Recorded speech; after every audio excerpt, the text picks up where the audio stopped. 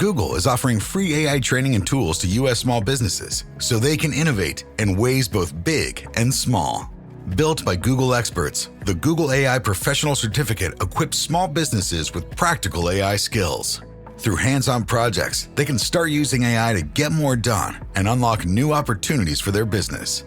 This is a new era of American innovation. Find out more at grow.google/business. This summer, Prime Video takes you back before Legally Blonde, before law school, and into the world of Elle Woods in high school. Set in 1995, this Gemini vegetarian knows exactly who she is until her family moves from Bel Air to Seattle. Packed with iconic fashion, 90s nostalgia, and a throwback soundtrack, Elle proves one thing. Law school was hard. High school was harder. From the world of Legally Blonde, watch Elle, a new original series only on Prime Video. Watch now. This summer, say I do. I am marrying a stranger. Like never before. Am I crazy? It's a whole new Married at First Sight on Peacock. Thank God I woke up in love. With new experts. My name is Dr. Lisa. My name is Paul Brunson. More couples. This could be the start of a very successful marriage. And more surprises. Or maybe not. Everything is just not enough. You're a little bit crazy. I don't know what's gonna happen. I want my fairy tale ending. Married at First Sight, streaming July 12th, only on Peacock.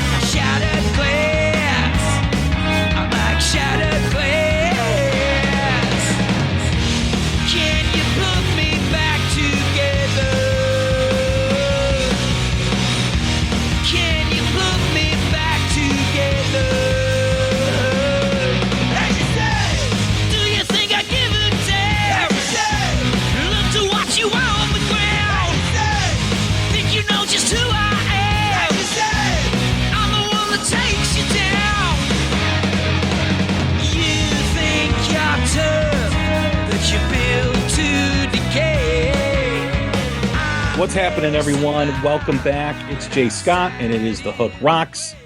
Appreciate you stopping by. Thanks again for listening. As I always mention, we are part of the Pantheon Podcast Network, a great network for music lovers, people that want to hear discussions on music. You can find them at pantheonpods.com and on Twitter, Instagram, and Facebook at Pantheon Pods. And you can find The Hook Rocks on Twitter, Instagram, and Facebook, and now Threads. Yeehaw for Threads. So we are starting out there, and I think over the next couple months we may be moving a lot of our content over to other social media platforms, as the decisions made by the powers that be on Twitter are going to stifle traffic and stifle interaction with people, and just not gonna post stuff and just, watch the numbers just dwindle in terms of interaction. So that's kind of my thoughts on that. But find us all on all those places at The Hook Rocks. And don't forget to set your app to automatic download wherever you stream us, follow us, or like us, whatever podcast platform. We've had some great episodes recently on The Hook. We just celebrated our 500th episode with Dax Nielsen. I really enjoyed that conversation. I've known Dax for quite a while, and just his journey in music is not what you think. He wasn't handed anything. He wasn't given any special treatment. He really had to work his way up through the ranks. He talks about his journey through music, playing for Dick Dale, playing for Brandi Carlile, and now in Cheap Trick, but all the stuff in between too. And at the beginning, coming from Rockford, Illinois, and what that was like. We also celebrated our 4-year anniversary with Anita Strauss. She's got her new album out today when we're recording this, Call of the Void. It's got some really cool collaborations with artists like Lil Azar, Lizzie Hale, and Dorothy, among others. So please check that out. We also welcome the boys from All Things Blues and Southern Rock and our episode 501. So check that out. That just aired this past Saturday. That when you listen to this, it'll already be dropped and ready for you to listen. But some other cool things too as well. We've had some great new bands like Moon Fever and Jack's Hollow, who's a great artist. We had the Weathered Souls a couple months ago too as well. And George Lynch, Kip Winger, who a lot of people love both of those interviews. And Scott Gorham and Don Jameson from That Metal Show. Scott Gorham from Thin Lizzy. So check that out. We had a great discussion on their performance in Australia that was released last year on DVD and CD. And we just talked about the band and its history and what that show meant to them. So please check that out. And of course, some of my pals stopped by like Skylab, and we talked about the Expona convention in Chicago, all the updates on new technology in the sonic audio world. And of course, Rob and DeHood, the Recidivists, we talked Cheap Trick in our live album quarterly review of the album at Budokan. And before we begin, I just want to make mention that we are celebrating the quarter of album releases on this episode. And I wanted to make mention that during the last quarter, we lost one of our biggest supporters in April, a guy that really helped me along the way with contact information and helping me set up interviews, whether it was John Corabi or whether it was Blackberry Smoke or Richie Kotzen. He went by the name Crash Crafton. His name was Justin Crafton.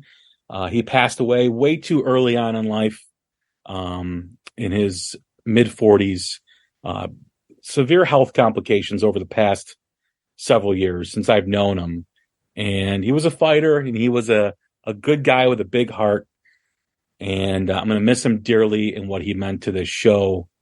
He did a few episodes with me as well. We talked Richie Kotzen and Blackberry Smoke in the first couple years of this podcast. And, you know, he was one of those guys that could just never turn the corner with his health issues. And I know he was frustrated. I was frustrated for him. But he's in a better place these days, and I just want to thank him and thankful for him for his support on this podcast from the very beginning. I'm definitely going to miss him, and every time I listen to Richie Kotzen or Blackberry Smoke, I will be thinking of you, Crash. So wherever you are, hope you're listening, and thank you for the support. Our next guest has also been a great supporter of the show, and I always like to welcome him every quarter. He's my partner in crime on these quarterly review album rankings, and he just dropped something on his hand.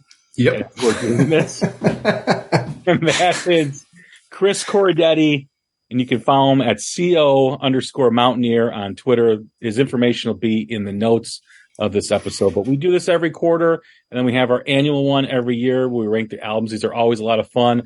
These really do help pass the time, because we last did one in March. That was our first one for the first 3 months of the year. Now we're doing one in July. We'll do one in October, and then we'll do one at the end of December.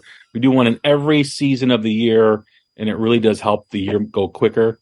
I don't know if at our age we want that to happen, but that's no. But welcome back, man. Appreciate you doing this. Thank you, sir. Well, before we get started, congratulations on 500. Congratulations on 4 years. That's pretty ridiculous. Not only you're 4 years in, but I mean, take a fucking break, buddy. 500 episodes of 4 years is pretty epic. So, congrats. Thank you. Where's the time gone, right? And I'm at that point in my podcast career, so to speak, with the amount of episodes that I've done, where I have to be reminded sometimes of who I've had on the show.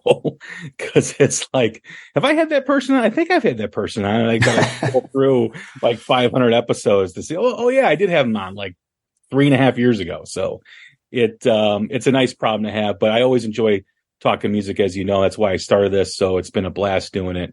And thank you for being a part of it too. So, you know, real quick, I know you've said this on the podcast a number of times, but so looking back, 4 years. So 4 years plus a couple weeks or 6 weeks or whatever it is. Are you sure are you sure you made the right decision? Because you always say you were either going to get a girlfriend or do a podcast. And my friend, 4 years is a long time. Well, I will say this. My son's going to college here in about a month. He's heading down to Ole Miss, and I'm going to have a lot of free time. So maybe I'll be able to go. I don't know. There you go. I think the decision now is going to be find a girlfriend or start a Patreon page. Well, I mean, I'm not one to tell anybody what to do, but at some point you're going to get to the point where having a girlfriend's not going to matter. So you might want to get one while you still can. Right. Well, I have all my faculties with me. Correct. Well, I'm not wearing a man diaper in my life. Right. But anyway. No. So, second quarter, like generally, what'd you think? I think it was definitely a little bit of a drop off from the first quarter in terms of the amount of music and I think in terms of the quality. I think there was a lot of good stuff out there. I don't know if there was a lot of great stuff out there. Although when you get into my top 5, there's some phenomenal stuff. And then of course, the rest of the top 5 were good, but the last top 5 were like interchangeable with like about 10 other albums.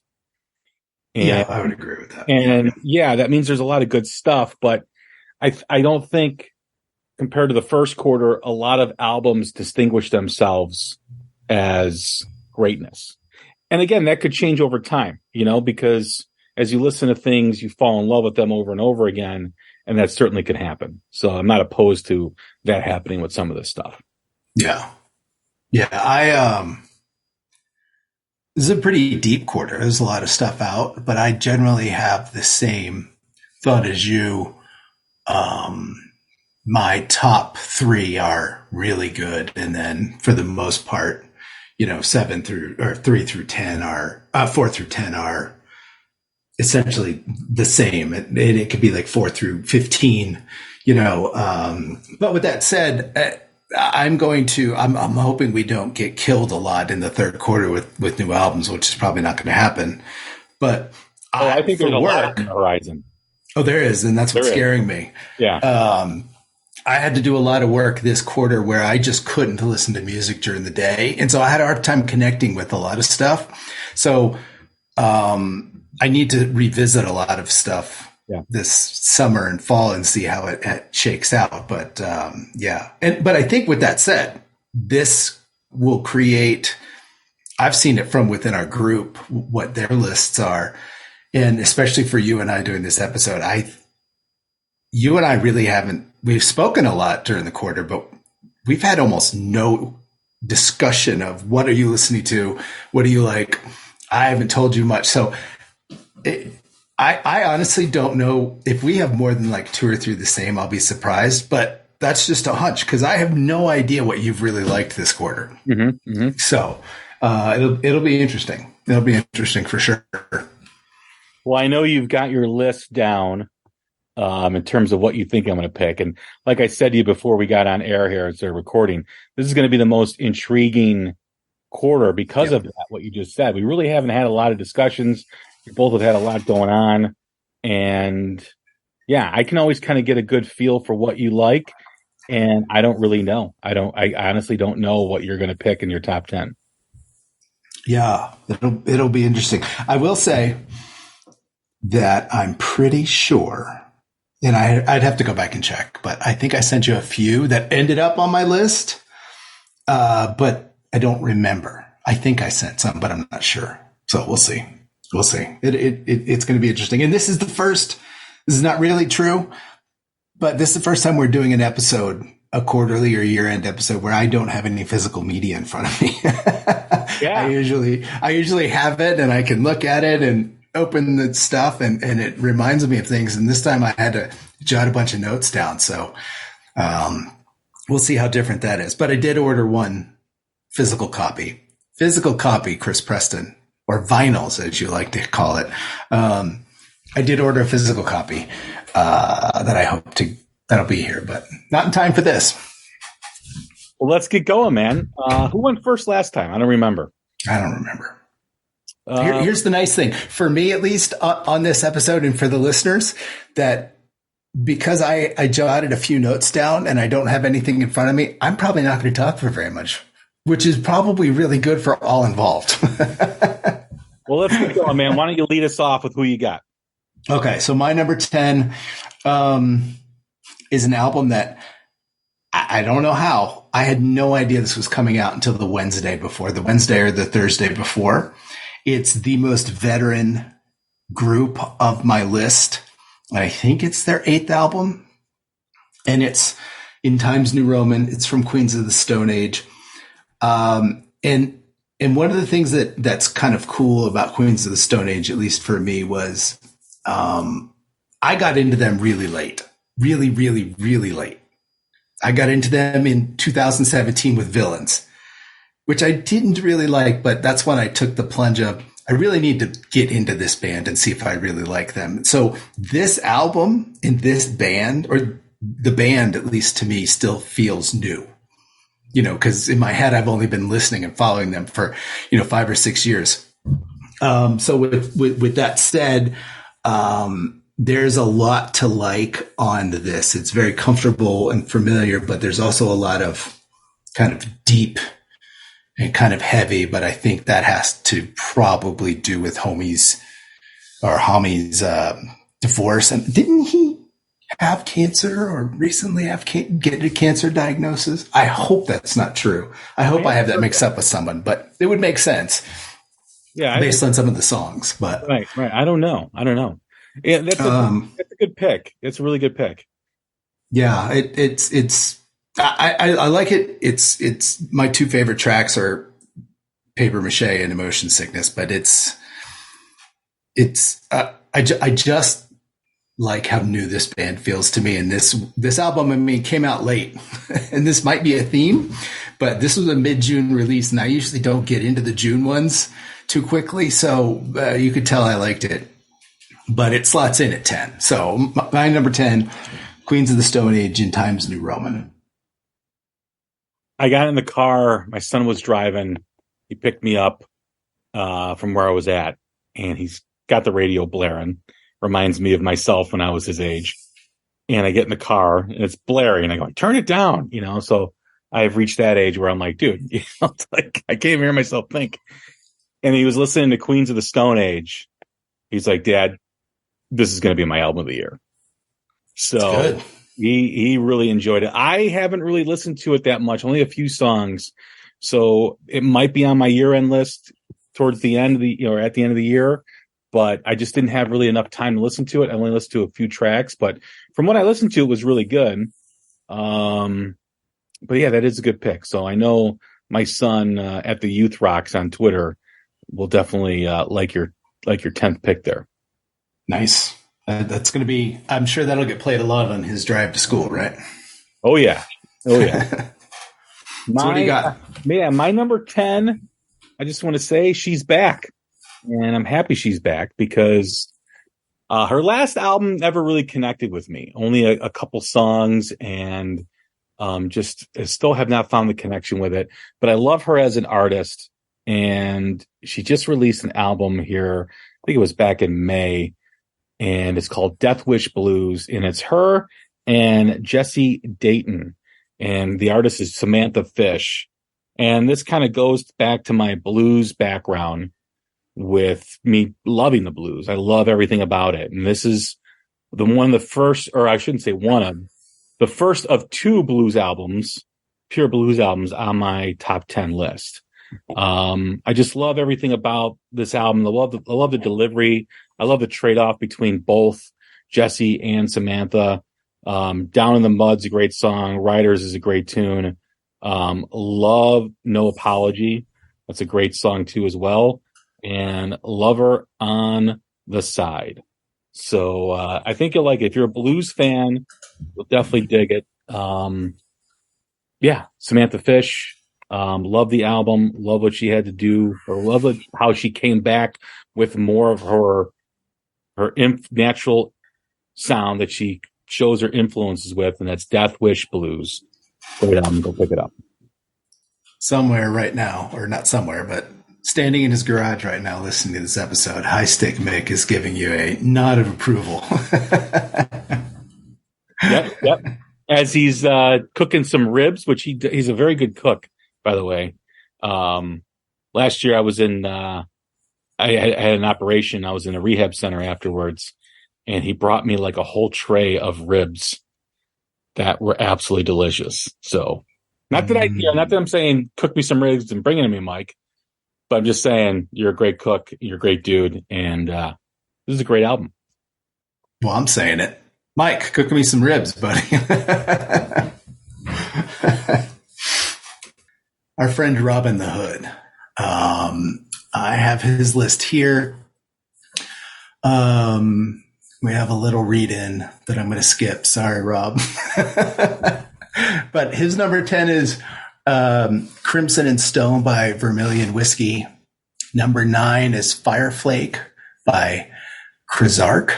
I hope I'm pronouncing that right.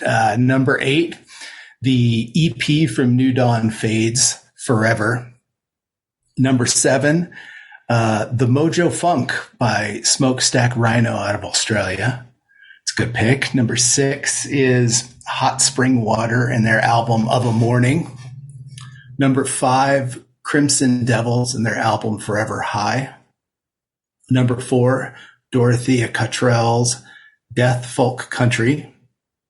Number 3, one that just missed my list, Smoky Mirror's self-titled album. Number 2 is the album by Dozer, Drifting in the Endless Void. And his number 1 is The Last Voyage by Duskwood.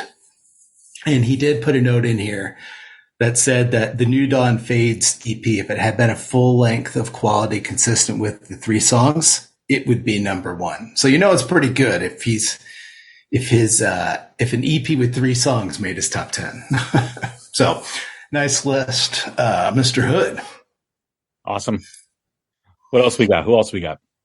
Well, Skylab, who's just a complete bastard when it comes to lists when I have to read. Get it all out of the way now. Get all the pronunciations out of the way. For those listening for the first time on these episodes, we have a few members of the music group, not band, but like a group chat that we belong to called the Groove Council, that we have a few members that send us lists every quarter that I'm sure they like the albums, but I think it's more about fucking with us with the pronunciations. Because some of these, I have no idea. This is one. This is garbage. Hold on. All right, here we go. Number 10, the self-titled album from Margarita Witch Cult. Number 9, Thigh Catafalque, and the album is Affold. Number 8, I don't even know how to pronounce this. It's all caps. AVKRVST. Verkst. The Approbation. Number 7, Sweat. Who do they think they are? Number 6, Vermilion Whiskey's Crimson and Stone. Number 5, Blood Ceremony. The Old Ways Remain. Number 4, Jason Bieler and the Baron von Bielski Orchestra's Postcards from the Asylum. Number 3, a very good album. They Watch Us from the Moon, Cosmic Chronicles, Act 1, The Ascension. I believe they're out of Kansas. That's good stuff. Number 2, is it Ignia? Dreams of Lands Unseen. And number 1, thank God I can pronounce it, the album Redemption from Mystery. So there you go. Skylab Tapes is hard to mention top 10. Nice. Good job, Skylab. By the way, I'm not reading these next quarter. Or at least not his. You want to go one more, or you want me to go to number 9? Go to number 9. All right. So my number 9 is an album that was just on Rob's list. It's The Mojo Funk from Smokestack Rhino. Came out in May. It was a suggestion from Turbo. They're a self-described blues rock band with a dash of psychedelic. Okay. I kind of describe them as a really fun mix of the Rival Sons and the Cadillac 3.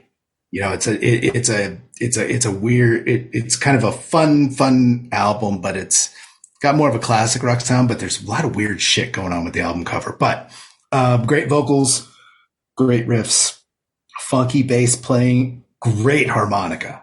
I love an album with some harmonica. Great harmonica, some good organ playing and catchy choruses. And if you're looking for a song to go check out, to give you a flavor of the album, I would go with Ultraviolet. Totally catchy and fun. And again, great use of the harmonica in that song. So if you're interested in checking this out, check out Ultraviolet. The album is The Mojo Funk, and it's from Smokestack Rhino out of Australia. Nice. I gotta check that out. I haven't listened to that. I think you would have a little fun with this one. I think you would like it. All right. My number 9 is the second of 2 blues albums. We're going to get the blues out of the way with my first 2 picks. And this is an album that my partner here on this episode sent me a while ago. And absolutely love this album. Again, I'm so happy it made your list. I'm so happy. Again, right up my alley with my blues, or my love of blues. Been a fan of this, been a fan of this genre of music since I was a kid. I love talking rock music, but I love talking blues too as well.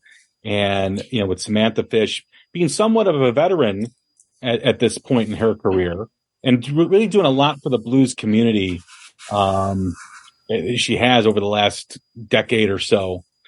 This artist is more of an up and coming, more of a newer artist. I could be wrong. He could have been releasing material with another band or whatever, but this is the first release I think he's ever done with his band. I know he's had some singles. I know he's released some stuff, but the band is Darnell Cole and The Vibe, and the album is A Man of Soul. What I love about this is I love guitar playing that has a lot of feel and a lot of depth. And of course, when you listen to blues, you're not going to get technical. You're not going to get guys going up and down the fretboard like some freaking wizard. You're going to get guys that play from, and gals. You're going to get guys and gals that play from the heart and play what they're feeling. And what makes it interesting about blues is you can go see the same artist 2 nights in a row and they'll play it differently just depending on how they're feeling that day. Darnell is amazing with his feel. And what I like is it's a studio album, but that it comes across so authentic and so pure. And that's what really blues is about, right? Blues shouldn't be overproduced or sound really pretty, right? Blues has got to have some rough edges. It's got to have some things that are just feel all emotion. And that's what I really appreciated about this album. So thanks for sharing it when you did. I've been listening to it a lot. It's a great album. It's one of my favorites for the second quarter. And that's Darnell Cole and The Vibe, and the album is Man of Soul. Feel and soul. You nailed it. We'll talk about this later. This is a good album. It's a good pick. It's a great pick. Sounds like that surprised you. I wasn't sure. I figured if you had listened to it, it was probably going to make your list. Yeah. But there's so much out there, and you just never know what people get a chance to get around and listen to, Yeah. But that's awesome. That made me happy. Let's see. Who should we go with? How about Mick G? We'll do Chris's list. All right. Rock on. And he wants me to pronounce his Twitter handle as Usana Chris. That's his Twitter handle, Usana Chris, USANA Chris. He wanted you to pronounce it that way in the email. Well, he didn't. It's in the email, yeah. So I'm throwing him a bone, yeah. The yoga. McGee, are you doing yoga?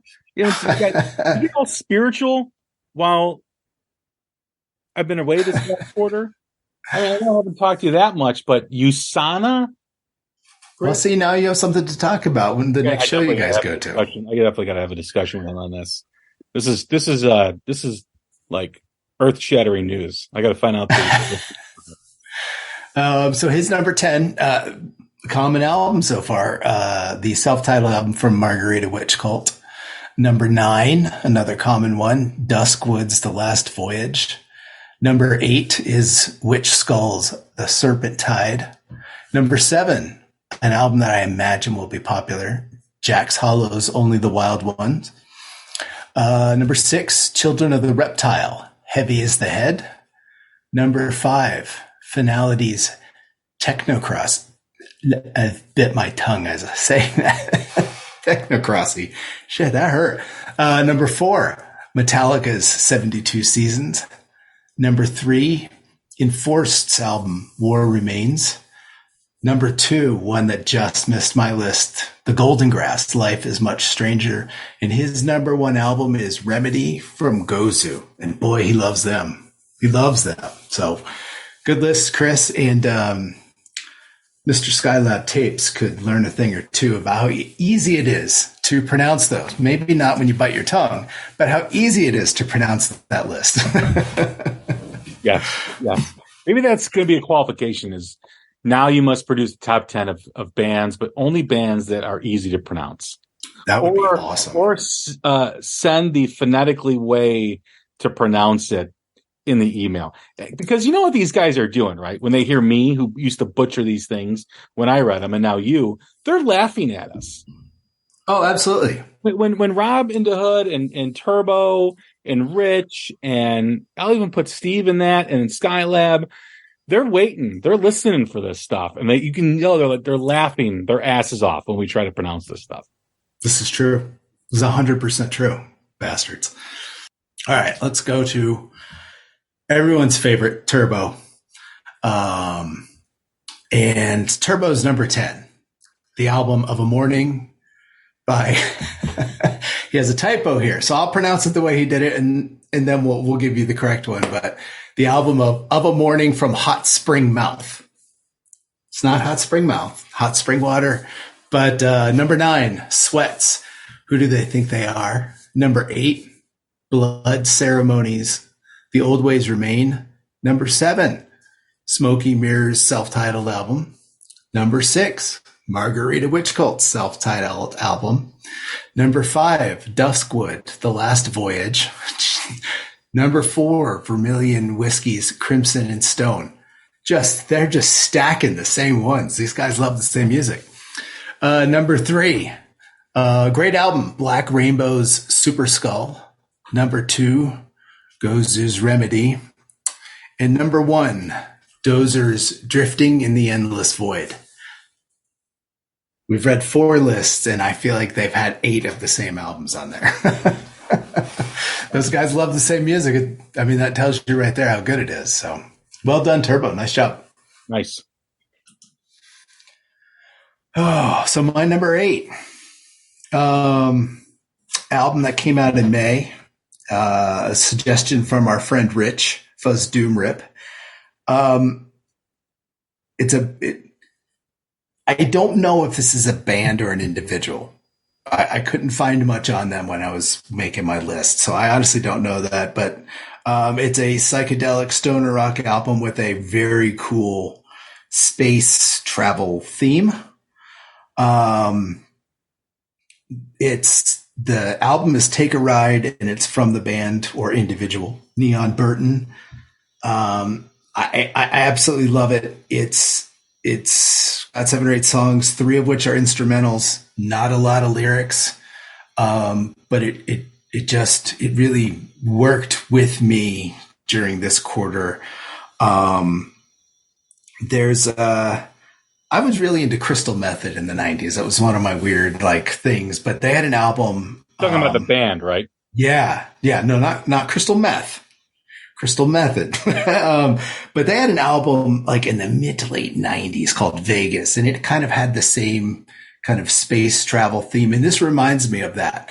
But there's my favorite songs are 2 of the instrumentals, and for all of you who like to make fun of me because I like short songs, the instrumentals are very long. They're 8 and 10 minutes. I love the journey that they take me on. But there's one song in particular, when I was on vacation, a couple weeks ago, it really came to me as I was sitting there looking over the ocean, watching all these teens and 20-year-olds and 30-year-olds walking around taking selfies constantly and doing fucking TikTok videos and doing the shit repeatedly and over and over and over, just standing there taking pictures of themselves and then just going down, and instead of looking at the ocean or going in the pool, they just sit at their chair and they just stare at their phone. And there's a song, and I wrote the lyrics down of one verse. And the song's called Disconnect. And it said, and this verse says, walking into a street sign or staring at your phone, crowd surfing at a live show or staring at your phone, conversations with strangers or staring at your phone. My whole life is passing me by, but I'm just staring at my phone. And I'm listening to this as I'm sitting there watching all these schmucks do this. And two things occurred to me. One, that it annoys the shit out of me. And two, that I'm really fucking old. I'm becoming old. I'm becoming old. But this song was really poignant. It really kind of hit me while watching all of this happen. But all of that old man anger aside, this is a great album. It really struck a chord with me. Neon Burton's Take a Ride. Thank you for the suggestion, Rich. I'll have to check that out. I have not listened to that, but I appreciate your anger towards the self generation. My old man yelling at a cloud rant. But it's true though. When you think about it, a lot of things happen that you're not present for mentally. You might be there physically. You know, when you see a beautiful vista of mountains and the ocean and whatever, I mean, just take it all in, man. Just sit there and just relax, take a deep breath, and just admire the place where you're at that current moment in your life and enjoy it, because you never may be back there. Right. Again, you know, right. I mean, I think of New Orleans and how I was so lucky to go to Mardi Gras before Katrina. And it was also without the, you know, before the age of selfies and cell phone cameras and all that stuff. And I can remember vividly all the things about Bourbon Street and New Orleans that I absolutely enjoyed. And I've always said I'm thankful I got to go there before Katrina, because now from what I hear, it's a lot different. And it's kind of the same thing. Like, you're in a place, you don't know if it's going to be different the next time you come back. So just enjoy where you are. But yeah, I appreciate the angst on that and the anger. I feel the same way. I haven't been able to verbalize it as eloquently as you just did, but I do agree 100%. Anger and obscenities. Those are my trademarks. That's what we do here on the show. We don't just talk about albums. We get our anger out. And you know, the thing about McG is it sounds like he's found his spiritual side with his Twitter tag, and hopefully he's getting a little bit of that angst out too as well. There you go. So, all right. So what do you have at number 8? I have a band that I have loved forever, and I've been waiting for this album to come out for a long time. And the band is Extreme, and the album is 6. They haven't released an album, I think, in like, gosh, it's got to be like 10 years or plus, I want to say. I've always enjoyed this band. I've always enjoyed what they're about. They really don't put any limits on what they can do. And sometimes it works and sometimes it doesn't.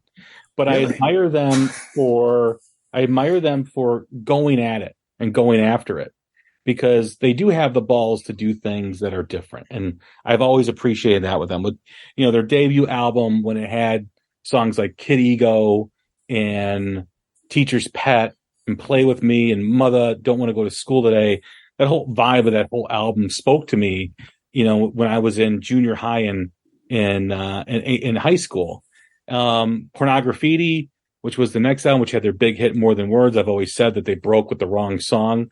But that album, aside from the ballad, which is a great song, is just incredible. But they do a lot of experimenting on that album. And then, of course, 3 Sides to Every Story, which to me is my favorite Extreme album, because they really went for, gosh, a lot of different things on that album. And some of it worked and some of it didn't. But like I said, that's really the beauty of Extreme. And that's what being an extreme fan is going to be like, is that there's going to be some things that you love on the album. There's going to be some things that you've got to work at connecting to, and there's just some things that won't.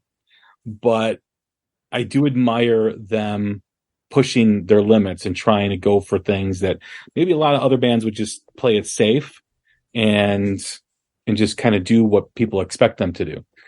Some great songs, whether it's Rise or Rebel or Banshee. Other Side of the Rainbow I really love. Small Town Beautiful I love. Love The Mask. Hurricane's a good song. X Out. Beautiful Girls. Sweet Jesus Christ. That's, in my opinion, again, it may connect with me years down the road, but as of right now, that's kind of them kind of pushing the limits like they usually do. And unfortunately, I think this one's kind of a miss. I was really expecting a Van Halen cover when I saw that track listing. That would have been 1,000 times better. I just didn't get it. And like I said, I'm always open to connecting with things years down the road. But that's kind of like, for me, probably the biggest miss on the album. But I think I explained it to you when we were first talking about this when we released it. They're very similar to Queen. Yeah. Where Queen puts out a fantastic album, and there's always a couple of songs, 2 or 3 songs, that you're just like, I don't know what the hell they were doing there. But this song fucking kicks ass. So they do so many good things, but every Extreme album is going to have those moments where you're either going to love it or you're not. And that's just Extreme. So, and that's hence the name. They push themselves to the extreme limit, and sometimes it works, sometimes it doesn't. But yeah, I had never, this was one of the very few albums that we talked about on the phone this quarter.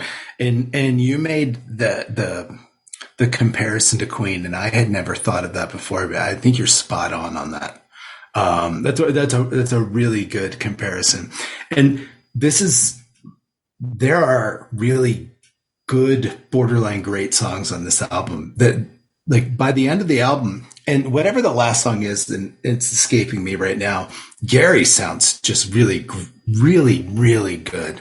And Nuno is phenomenal. He's always been phenomenal. He'll always be phenomenal, but, really, really good album. This did not make my list solely because of Beautiful Girls. I just, in whatever stupid world I live in my head, I could not reward them for the decision to put that on here. Take that off, and this is a at the very least an honorable mention. But so great pick. It's a really good album.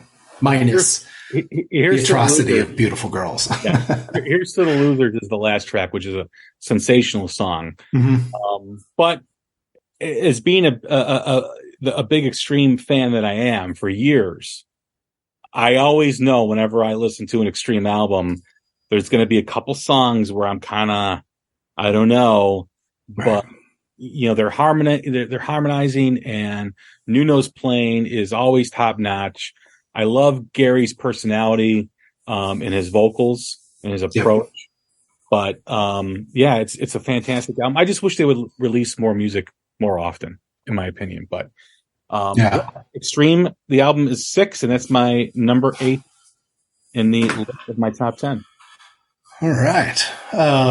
So let's go to our friend Chris Preston, and I'll read his list.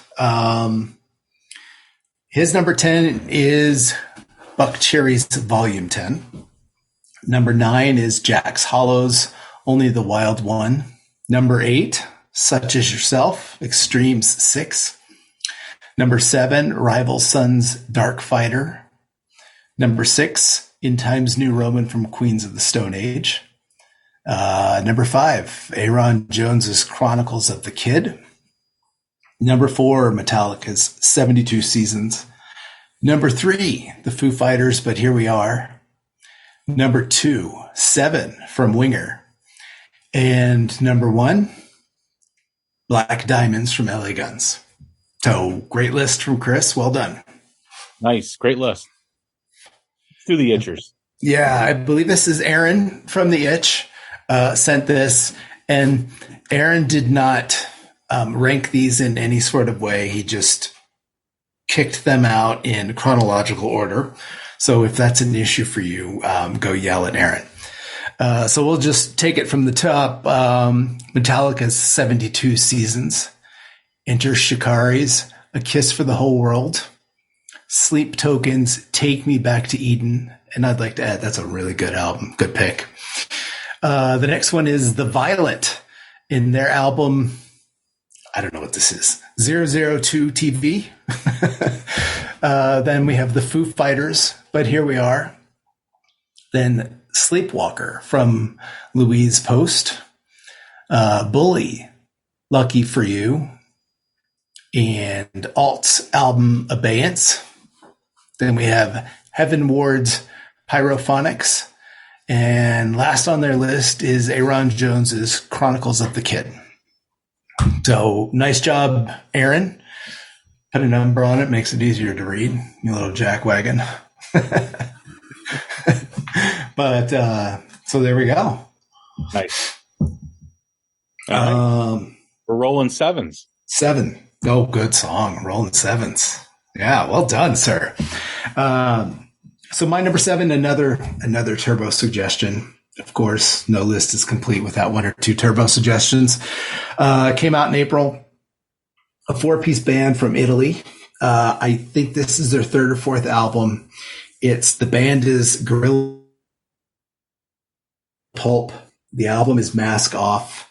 They describe themselves as they mix the heavy blues influence of the 70s with the fuzzed out energy of modern stoner rock. To me, it's more of a modern hard rock, retro 70s classic rock thing, but anthemic, big grooves, big riffs, super catchy. I kind of imagine this as, imagine if Freedom Hawk decided we're gonna do a classic rock album. That's how this comes off to me. And that's not a dig. We all know I love Freedom Hawk, but I think my favorite song on the album is Don't Jump the Fence. And it's super catchy. And really, honestly, if we had modern rock radio, not classic rock radio, but modern rock radio, I feel like if this song got played and put out there in front of people, this would be a really big hit. It's really enjoyable. But there's also the closer on the album, Magic Fan. It's a lot of fun, and there's a big groove to the song. This is much like the Smoky Mirror Mojo Funk album, I'm sorry, the Smokestack Rhino album. It's just a lot of fun. You put it on, you get in the car, you go for a drive, you have a lot of fun. You go to the gym, you listen to it, you have a lot of fun. And that's really has been kind of like the thing for me the last few years is like the fun albums. I feel like constitute a lot more of my list than some of the deeper ones, but that's where we are. Mask Off, Gorilla Pulp, number 7. Thanks again to Turbo for the suggestion. Well done, buddy. Cool. I got to check that out. I haven't listened to that. So, my number 7 is an album that's really sat with me since the beginning of the quarter. And I didn't really know what to expect when I first started listening to this, but how I describe this, okay, is stoner rock, Deep Purple, Black Sabbath meets Southern rock, Lynyrd Skynyrd with the Doobie Brothers, with like the harmonizing of the Doobie Brothers.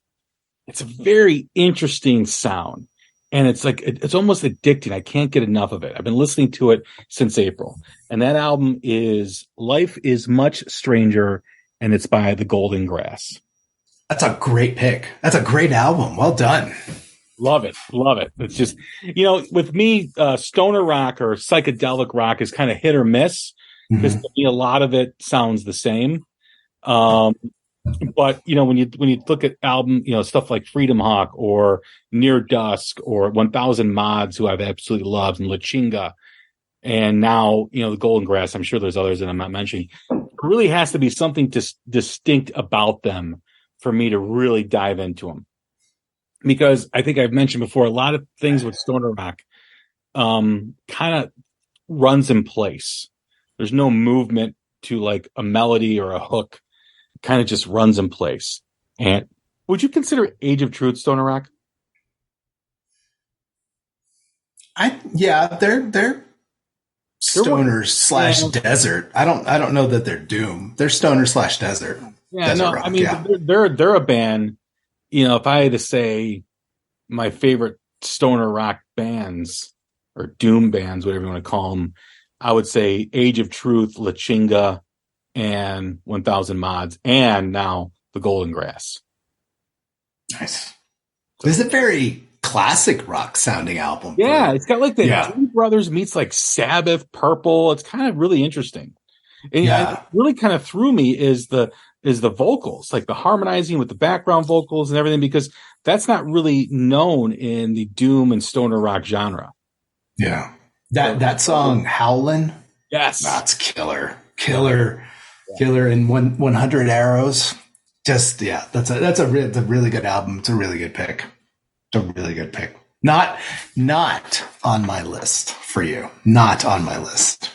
Okay. I'm already screwed because you've made 4 picks, 3 of which were not on my list, but you have 3 awesome picks that were not on my list. So round of applause for you and thumbs down for me. Yes. All right. Let's see. Who's next in our group of friends? My fellow jackass in crime, Jason from All Things Blues and Southern Rock. His top 10. Number 10, Aaron Jones's Chronicles of the Kid. Number 9, Rival Sons Dark Fighter. Number 8, Ian Hunter's Defiance Part 1. Number 7, Ryan Adams and Morning Glory. Number 6 on your list, Samantha Fish and Jesse Dayton, Death Wish Blues. Number 5, Jax Hollow's Only the Wild Ones. Number 4, Jenny Lewis and Joy All. Number 3, He's With You, Extreme, in their album 6. Number 2, an album I haven't listened to, but I've heard really good things about, Jason Isbell and the 400 Units, Weather Vanes. And number 1, just like Chris Preston, Black Diamonds from LA Guns. So very nice list, Jason. Nice job. Very, very good list. Number 6, album came out in May. I think a guy on Twitter, Paul Burrow, I think that's how I came across this. Maybe it was a Ripple tweet. And it seems to be a fairly popular album within our group. It's The Last Voyage from Duskwood, desert rock band from the UK. It's a lot of energy, a lot of riffs, a lot of fuzz. And, I find that a lot of stoner rock bands they get real gritty, and I don't feel like there's a lot of grit on this, but I don't think that's a bad thing. At least not on this album. I absolutely love this. Heavy rock, heavy grooves. I love Vagrant. I love Legacy, Death Proof. I love Gambin Lord, but my favorite track on the album is Skyriders. I absolutely love how it builds. I mean, it goes, and when that song ends, you fall off a cliff to the next song. I love songs that build like that and how they construct it. It's great. I know this means absolutely jack squat when it comes to talking about how albums are, but killer album art on this. Just absolutely killer album art.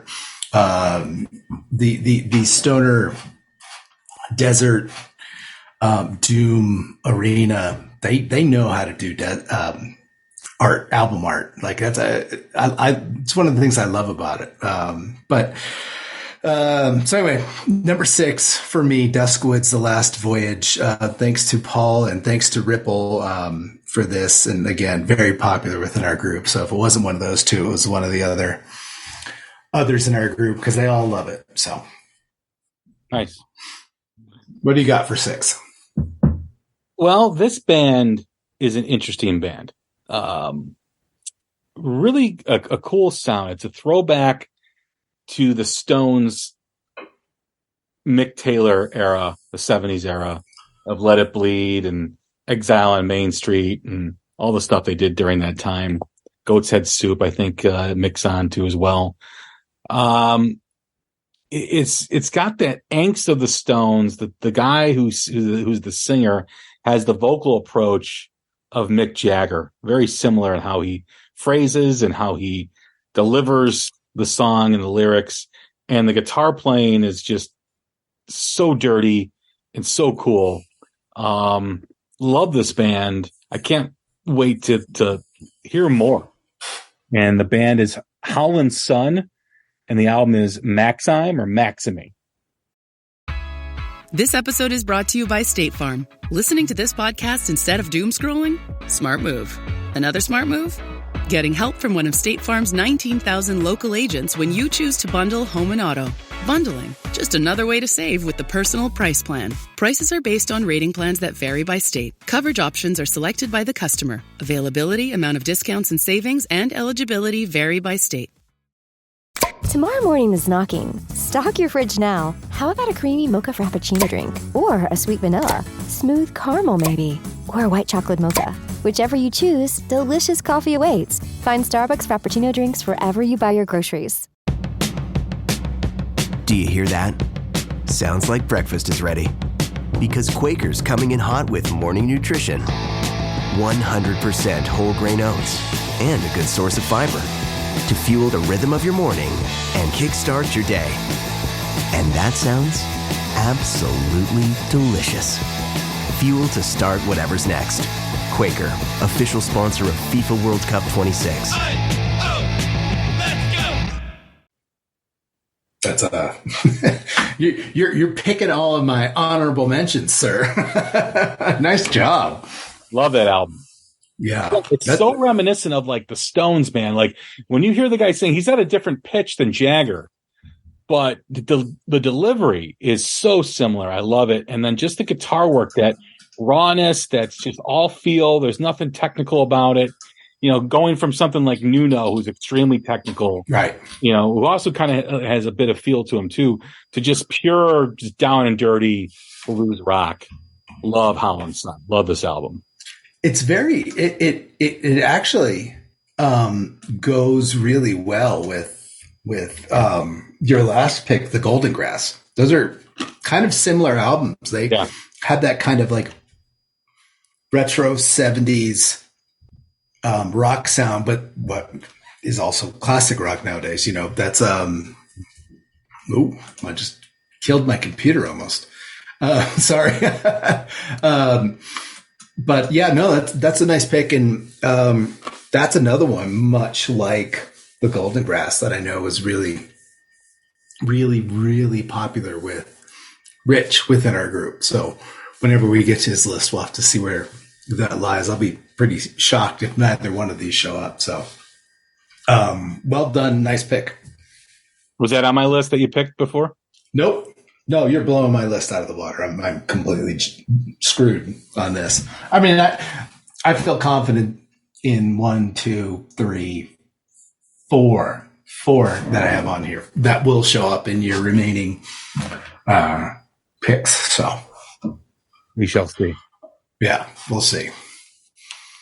So who's next? Where's our list of friends here? My buddy Steve. Steve, let's open your picks here. Steve and I have a very parallel taste in music. We are one and the same. Before you begin about Steve, I just want to make my nomination for the United States Teacher of the Year Award. Yeah, hell yeah. It's Steve. You can find him at Steve Hild or Hild on Twitter. It's Hild, first name Steve, at Steve Hild or Steve Hild. Dude, he does these classes with his students to talk about the music business and the impact of how things with streaming and all this kind of stuff, the modern world of music. And it's so cool. I wish I had a teacher like that, but Steve is awesome. And I'm going to petition to take his class next year and just sit in the back like I used to in high school, smell like bong water, and enjoy his class. So you think the Silver Fox is going to let you into his class? I'll be quiet. All right. So Steve's pick for the second quarter. Everyone likes this album, the self-titled album from Margarita Witch Cult at number 10. Number 9, Maximine by Howlin' Sun. Number 8, Remedy by Gozu. Number 7, The Mojo Funk by Smokestack Rhino. Nice job, Steve. Number 6, Return of the Asteroid by Wolfknot. Number 5, Invocation by High Priest. Number 4, Of a Morning by Hot Spring Water. Great pick. Number 3, The Last Voyage by Duskwood. Number 2, The Golden Grass, Life is Much Stranger. And his number 1 album for the quarter is Drifting in the Endless Void by Dozer. And his honorable mention, I haven't read any of the honorable mentions, but Steve's my buddy. We share a lot. So I'm reading his honorable mention. It's the Mushroom Hill Boogie Tapes by Heezer, the awesome boys from Finland, stoner grunge. Those guys are awesome. So hell of a list, Steve. Well done. Jay will be in your class next year. You and the police will have to deal with that separately.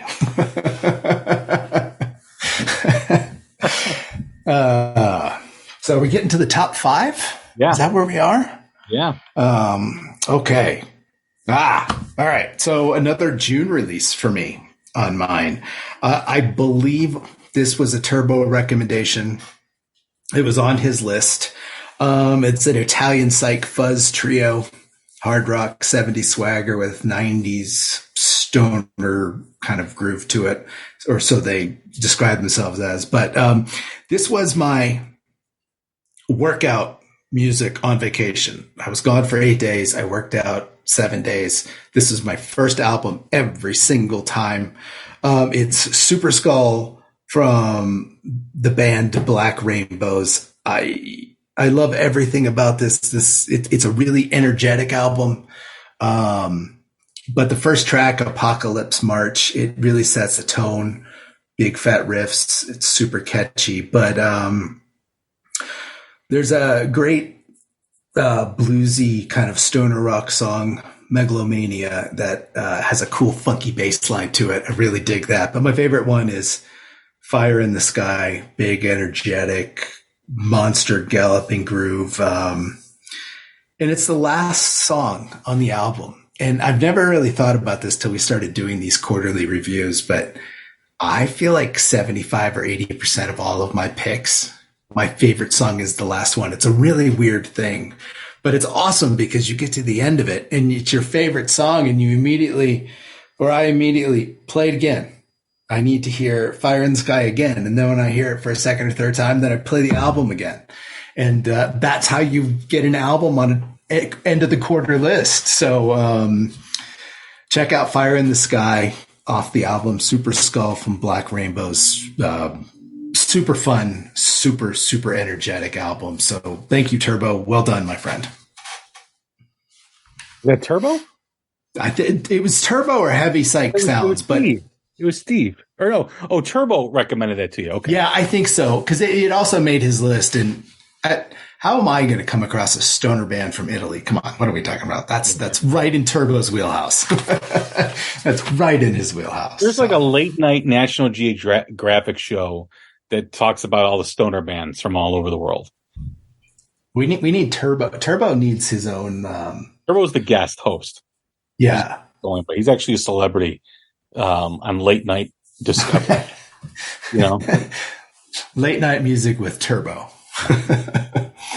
What do you got at 5? All right, my number 5 is what can I say? The boys from Long Beach are back. It's been a long layoff for this band. I think the last album they did was 2018, I want to say. And it was my favorite album that year. Was it 2000? Yeah. It was 2019. my favorite album that year. Both of our favorite albums. Come on. Yeah. And they returned with Dark Fighter. There was kind of a delay in this being released, but they came back, and I think this is the first of 2 albums they're going to release this year. Right.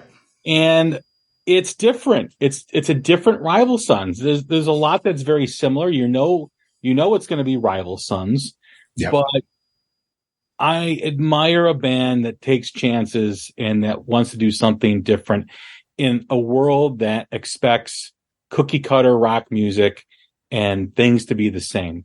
And they're a heavy influence, or Zeppelin is a heavy influence on this band, always has, as well as Deep Purple and Sabbath and a lot of those other bands from that era. But Zeppelin has always been pretty prevalent.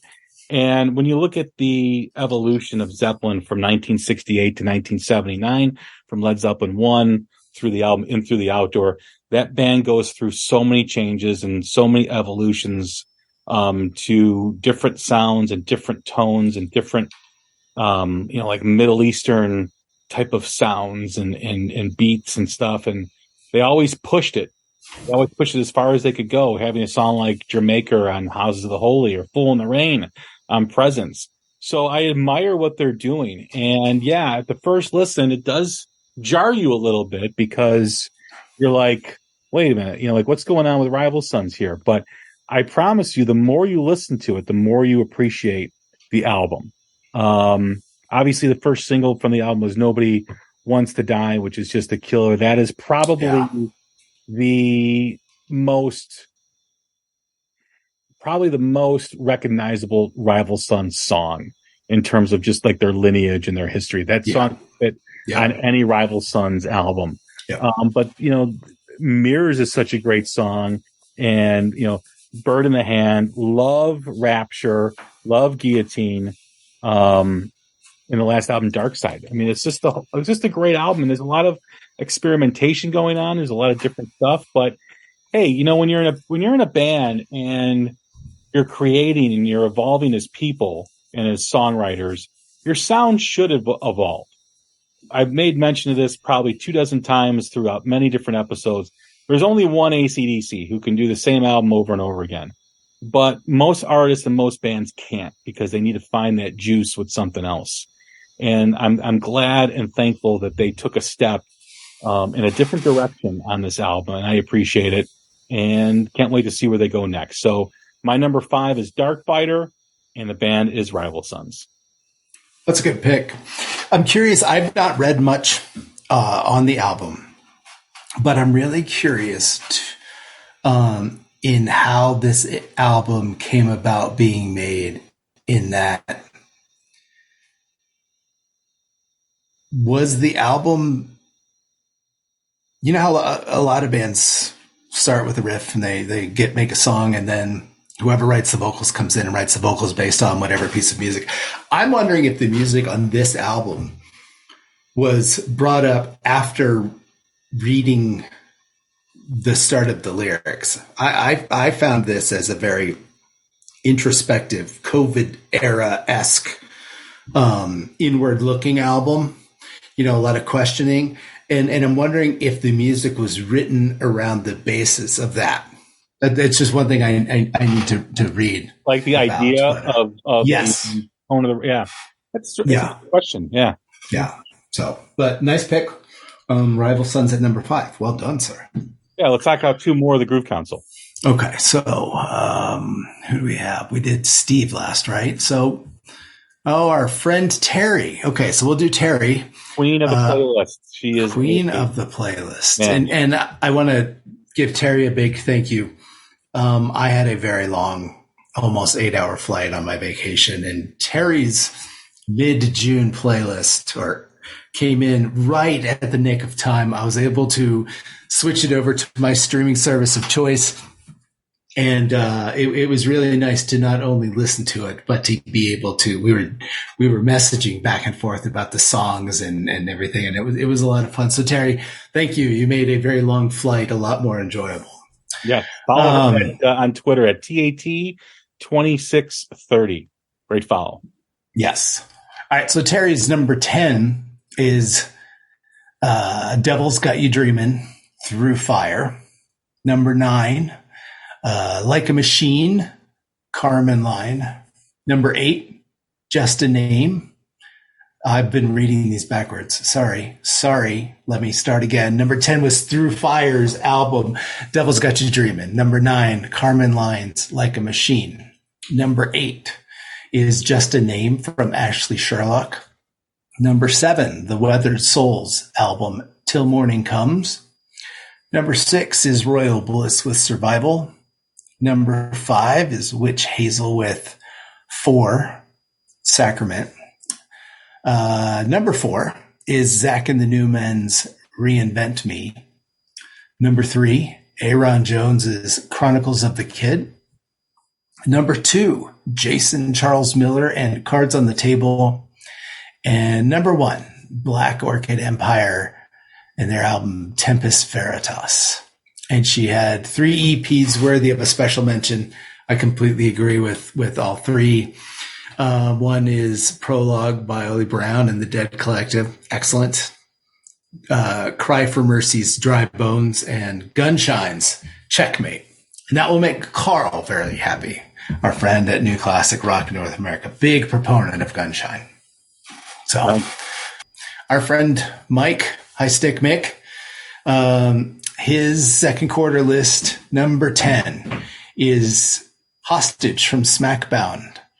Number 9, just like Terry, Black Orchid Empire and Tempest Veritas. Number 8, First Sighting from Bloodstar. Number 7, Chronicles of the Kid from Aaron Jones. Number 6, Jack Hollow and Only the Wild Ones. Jack's Hollow. Number 5, Carmen Lines. What did I say? Jack? Yeah, sorry. Sorry. Jack's Hollow. Only the Wild Ones. Where we go? Oh, his number 4 pick, Howlin' Sun, just like you, Maxine. Number 3, Forge the Sun, Heart of the Sunrise. Number 2, Samantha Fish and Jesse Dayton's Death Wish Blues. And Mike's number 1 is the album you just spoke about, and it's Dark Fighter from Rival Sons. Good pick. Yeah, well done. Well done, Mike. Nice job. So my number 4. Super late in the quarter this came out. Super late. Usually I don't even listen to these, much less listen to it and love it enough to put it on a list. But it seems to be making everyone's list. Chronicles of the Kid, Aaron Jones. I mean, he's fucking amazing. He's amazing. When you and Carl did your episode at the end of last year about artists that would break or make the leap, did either of you have Aaron Jones on your list? No, I don't remember. I honestly don't remember either. I was thinking about this when I was making my list, but I have a buddy who is a huge fan of Bruno Mars, and he talks about how what a great artist and what a rock star he is, but also because of his lyrics and how he can handle a variety of instruments, and he's just on the pulse and everything. I think that exact same thing about Aaron Jones. I mean, you listen to these songs and musically, like Blood in the Water. Come on, that intro, the lyrics, how he sings it. My God, it's amazing. But honestly, I think one of the great things about his music is I don't have his experiences. I don't have anything close to his experiences. But when he sings these songs and he sings about this stuff, I get it and I feel it. And, again, that's hard to do when it's something so different. And I don't understand how My America is not in this climate that we have in this country, how that has not become a huge song. But also, as you know, we've had many conversations about stuff like this. I'm not a pop music fan. I don't really like it. But at the same time, I don't know anything about it. So I hope this comment doesn't come off as ignorant, but he has this great pop feel to his music. And because of that, I still don't understand how his music is not more popular. Like Other Side and The Sky is Crying, like that's pop I can personally get into. And I feel like if the masses were able to listen to him and his playing and his message and how he brings it across and the feeling that he gets, he would be a huge hit. But I don't know, man. I look forward to the next however many years he makes music, because he's awesome. And I mean, he's not as young as I was expecting, but still, that guy's got 30 or 40 years where I want to hear music from him. So hopefully, for as long as I'm on this earth, he keeps cranking out good stuff. But if anyone out there has not listened to this album yet, I beg that you just put on Blood in the Water and listen to that kind of floating guitar intro and listen to the lyrics and his singing, but then he kicks right into this ridiculous guitar solo. I mean, it's awesome. It's awesome. Aaron Jones, Chronicles of the Kid, my number 4. Well, my number 4 is the same, so we can keep talking about it. Yeah. Well done. Yeah, Chronicles of the Kid is a killer album. Just breathtaking. And I agree with pretty much everything you say about the concepts and the approach and the lyrics and the perspective. That in itself, all those things are absolutely incredible. And then the music, the way it pulls you in, the hooks, the melodies, just absolutely incredible. I don't know how much or how involved he was in terms of the album, but I know he's worked with Scott Stevens, previous guest here of the Hook Rocks. I don't know if he's had, any part in any of the songwriting. I have to look up the credits here on Spotify, but just a powerful album. And I see Scott Stevens here on a couple songs like Straw Man. I think he was on to as well. But Straw Man's that's a great intro to the album. Yeah. The highlight for me is The Sky is Crying. I love that R&B soulful feel to it with like modern style. That to me is one of the best songs I've heard so far this year. That to me is the number 1 on the album. That song is just a huge song. And I just appreciate everything that he does and everything that he's about. And like you said, My America, with the climate of the world today, if for nothing else, it helps you gain a perspective of something that is not your own. Right. Correct. And, you should always try to live in the shoes of people around you and try to understand what they're going through. At least I try to do that. And I wish more people would. And a song like My America really does touch on a lot of things that I've never had to go through. Right. So, again, great song. Great job by Aaron Jones. Chronicles of the Kid is my number 4. I like that pick. I like it a lot. All right. So we've got 3 lists left? I think so. Okay. So let's go to our friend Kaz. I'll pull her list up. And as an aside, I know she'll listen. Kaz, I listened to your show today and I missed you on the Twitter. So I completely understand why. I know you don't want to deal with Elon's bullshit and Elon's little turd, but I missed you and your little tweet storm today. But that said, let's get to Kaz's list. Number 10, From Fall to Spring, and the album's Rise. Number 9, Everyone Loves a Villain, Conflict Volume 2. Number 8 is Chakra, Invincible. Number 7, Throw the Fight, Strange World. Number 6, Zach and the New Men, Reinvent Me. I think that was on Terry's list as well. Number 5, Day Shifter. I don't have an album title on here. Number 4, Alt, and the album is Abeyance. Number 3, We Are the Empty, and the album is The Desert. Number 2, I don't know how to pronounce this one correctly. She says it could easily tie for number 1 for her, but it's the album is Night Vision. It's from Annex. And number 1, not surprising whatsoever if you know Kaz and if you talk to Kaz at any point this quarter. But her number 1 album is Take Me Back to Eden from Sleep Token. And she says it's innovative and full of surprises. Great list, Kaz.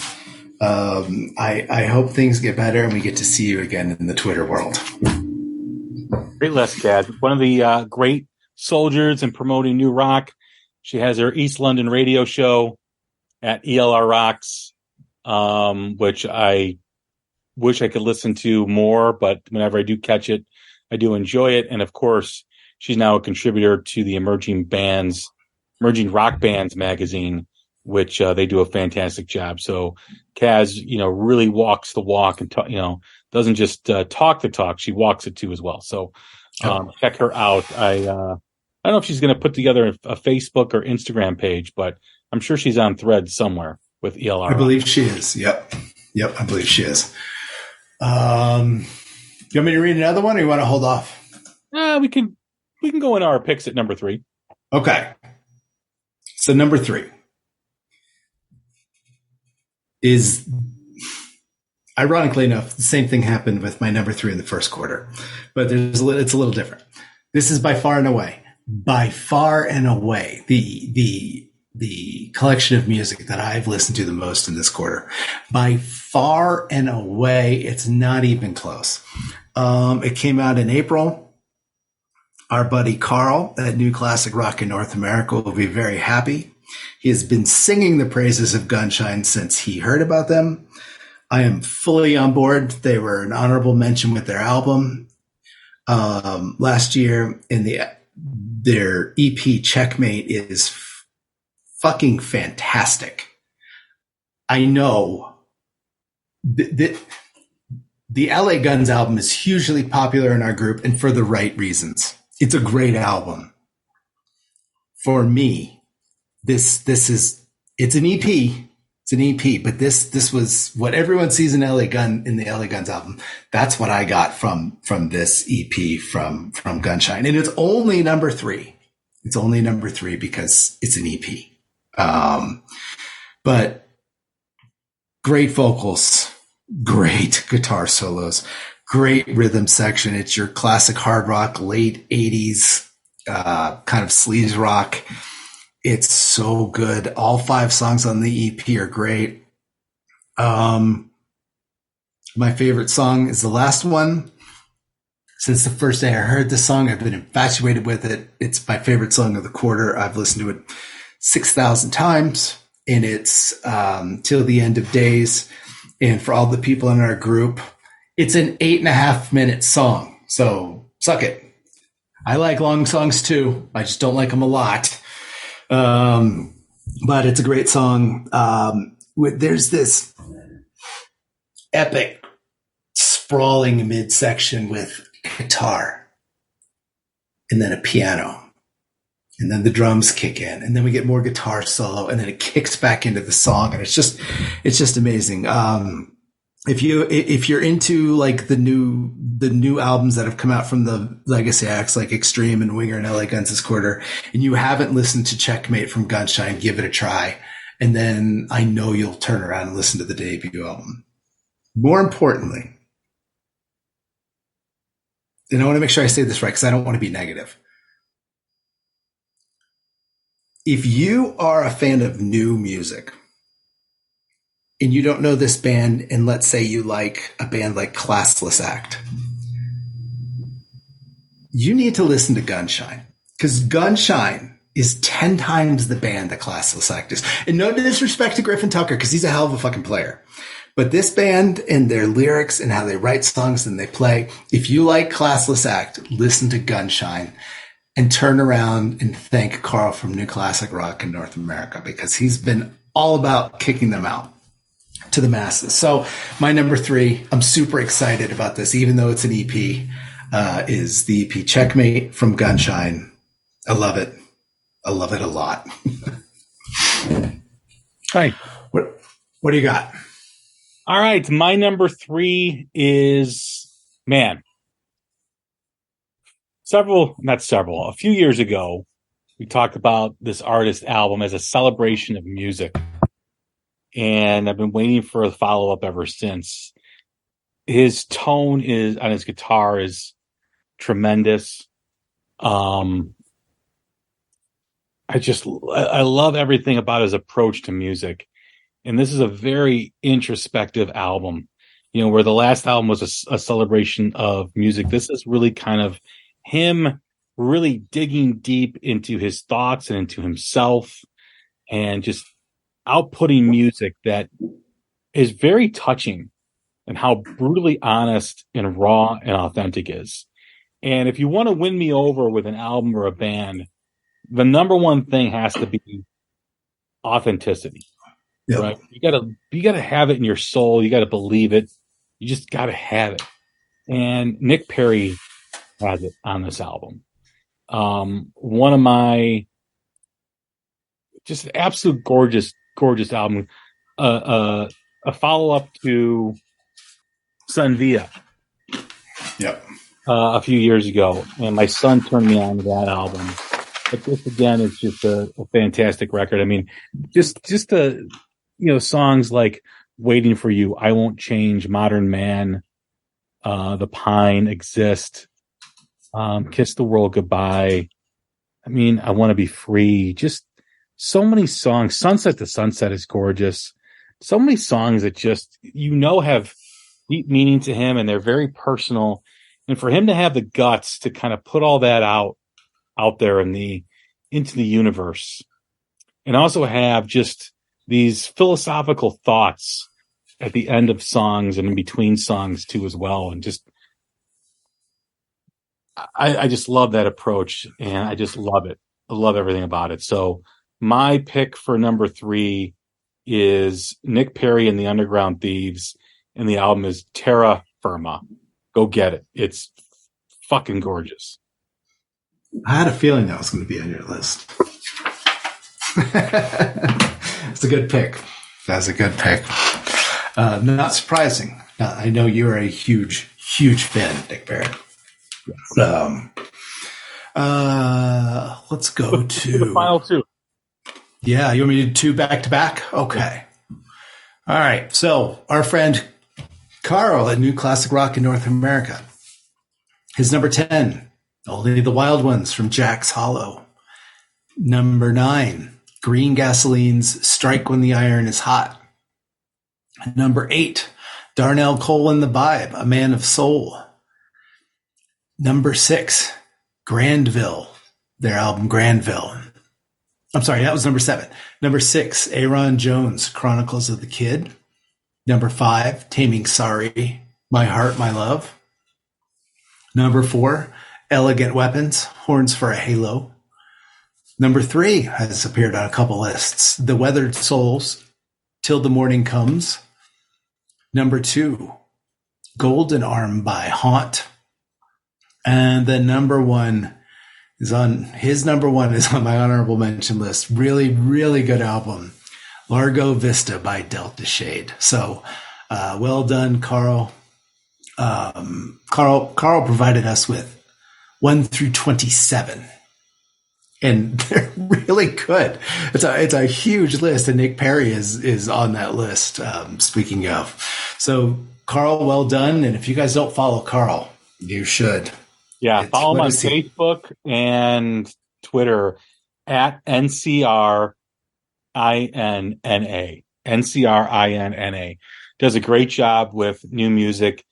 One of the best that's out there in promoting new music, and also really tabulates and shows the statistics. Yep. Streams, which is the name of the game these days. So check out that follow on all. I don't know if he's on Instagram, but I know he's on Facebook and Twitter. Okay, I think the last list that we have of our little group is Rich is our friend Rich, who does not number his picks. Right. They go from top to bottom. I know he did say top to bottom. Okay. Top being one. So we'll start at the bottom. His number 10, Queens of the Stone Age and Times New Roman. Number 9, Duskwood, The Last Voyage. Number 8, The Old Ways Remain from Blood Ceremony. Number 7, Gozu's Remedy. Number 6, Dead Quiet, and the album is 4. Number 5, I think, Margarita Witch Cult and their self-titled album. Number 4, Hot Spring Water of a Morning. Number 3, Church of Misery, Born Under a Mad Sign. Number 2, Life is Much Stranger from Golden Grass. And number 1, Rich's number 1 album is Invocation from High Priest. And that's high praise from Rich. He listens to a lot of music. A Doom Charts contributor and does reviews for Musipedia of Metal. Rich has a great ear. So yeah, he does. Anything that comes at number 1 in his list is certainly worth a listen. And if you're an Alice in Chains fan, you want to give that number 1 a listen. I think you'll enjoy it. Yeah, in terms of like the Doom and stoner genre, Rich, you can follow it at Fuzz Doom Rip, R.I.P. I don't know if there's anyone more connected that I know to that genre than Rich. And he does listen to a lot of different stuff. He knows his shit. Absolutely. And, yep. And, you know, like you said, his number 1 album should be listened to because he does have a great ear. He's got a great perspective on music. And I always, enjoy his thoughts. You know, he likes to, we all like to kneel each other in the Groove Council, and he does that as good as anybody. But when it comes to the substance and music and his thoughts, it's top notch. Yeah. And the best thing about Rich is Rich is a huge Dallas Cowboys fan. So that's always good. That's always good. Hey, I know he's a big Cowboys fan. Perfect. Yeah, and he hates the Giants. So, but that's the best part. Anybody who hates the Giants is A-okay in my book. All right, number two.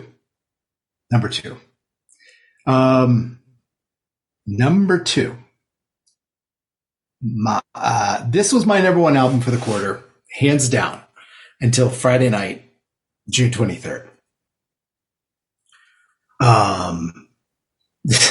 I found out about this album and this artist from Carl at New Classic Rock in North America. Came out in April. And this is literally what I have here written down on my notes.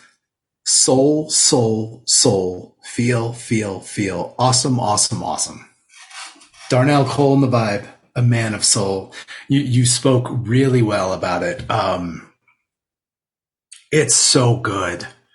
So good. And this number 2, along with my number 1, are hands down my lawn mowing music for the rest of the year. These 2 albums, it's captivating. His playing, his feel it's captivating, and his vocals are captivating. I'm an idiot. I don't have a big vocabulary, folks. I'm sorry. I don't want to jump on a lot of the stuff you said because I completely agree with it. But soul, blues, rock and roll. I mean, what more can you ask for, right? I mean, especially for 2 guys like you and I. I mean, you are much more in the blues than I am, but I love the soul that he brings and the feel that he brings. But my favorite is the album closer, because of course it is. But it's Fly On, and it I feel like that song really encapsulates every aspect that he showed in that album. into that song, the soul, the emotion, the playing, and everything. So my recommendation would be to go listen to Fly On, but equally, especially for an artist like him, if you go to Bandcamp and you pull up Darnell Cole, I think it's Darnell Cole as opposed to Darnell Cole in the Vibe, but I'm not sure either way, and pull up A Man of Soul. But there's also a live album that was done last year with some of the songs that ended up being on this album and some other solo stuff. But he's also the lead singer for the band Porcelain Hill. And they're a bluesy, soulful rock and roll band out of LA. But he plays the feel that you talked about.